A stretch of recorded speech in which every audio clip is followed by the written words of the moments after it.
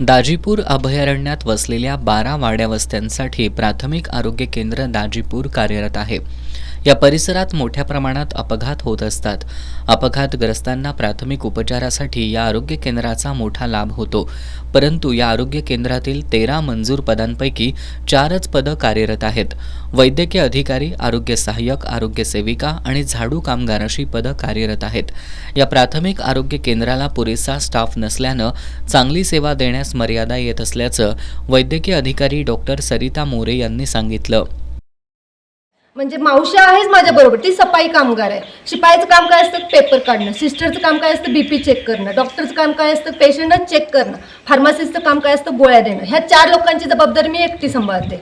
मग इथे एखादा दुसरा स्टाफ मदतीला असतं तर सर पीएससी रनिंग झाली नसती का? त्यासाठी तुम्ही काय केलं? तुम्ही एक मिनिट, वैद्यकीय अधिकारी राधानगरीचे जे आहेत त्यांना तुम्ही अशा पद्धतीची कुठली लेखी स्वरूपात मागणी केलेली आहे? माझ्याकडे प्रूफ आहे त्या लेटरचं। सरांना मी मागणी केलेली आहे। इव्हन मी पंचायती समिती आपल्या ग्रामपंचायतीला पण लेटर दिलेलं आहे। सांगा प्रवीण साहेबांनी दिले का नाही ते?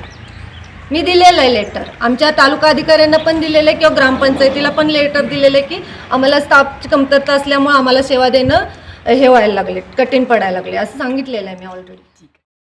दुर्गम भागात असणाऱ्या या प्राथमिक आरोग्य केंद्राला पुरेसे कर्मचारी वर्ग द्या या मागणीचं निवेदन ग्रामस्थांनी तालुका वैद्यकीय अधिकारी डॉक्टर आर शेटे यांना निवेदन दिलं होतं, पण अद्याप या आरोग्य केंद्राला एकही कर्मचारी दिलेला नाही। दिलाय आम्ही देतोय असं सांगतात, पण दिलेलं ऍक्च्युअली काहीच नाही। तिथे एक दोन मॅडम आणि हे सोडले तर बाकी व्यतिरिक्त अजून कोणी दिलं नाही। ह्या अनुषंगाने 15 दिवसापूर्वी पण आम्ही डॉक्टर साहेबांशी चर्चा केली, तर साहेबांनी मला पत्र दाखवलं की हे अशी हे दिलेले आहेत, असं आहे म्हणजे मला माणसं दिलेली आहेत आम्ही, पण त्यातला एक पण माणूस अजून कोण हजर झालेला नाही इकडे। त्याची लवकरात लवकर दखल घ्यावी। आपल्या जिल्ह्याला वैद्यकीय शिक्षण मंत्र्यांसह आरोग्य मंत्री लाभले आहेत। आरोग्य मंत्री तर आमच्या मतदारसंघाचे आहेत। असं असताना आमच्या आरोग्य केंद्रात कर्मचाऱ्यांविना असुविधा निर्माण झाली आहे। लवकरात लवकर गरज असणारं मनुष्यबळ पुरवून आरोग्य सेवा चांगली करावी, अन्यथा आम्हाला तीव्र आंदोलनाशिवाय पर्याय नसल्याचं हसणे ग्रामस्थ लक्ष्मण सावंत यांनी सांगितलं।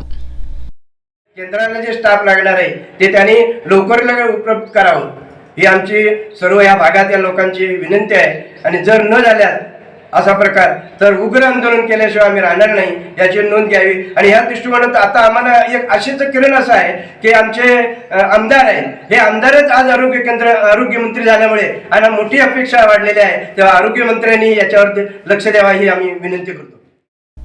या आरोग्य केंद्राच्या मागील बाजूला मोठ्या प्रमाणात झुडपं वाढली आहेत। या ठिकाणी उंदीर, घुशी आणि सर्पांचा वावर वाढलाय।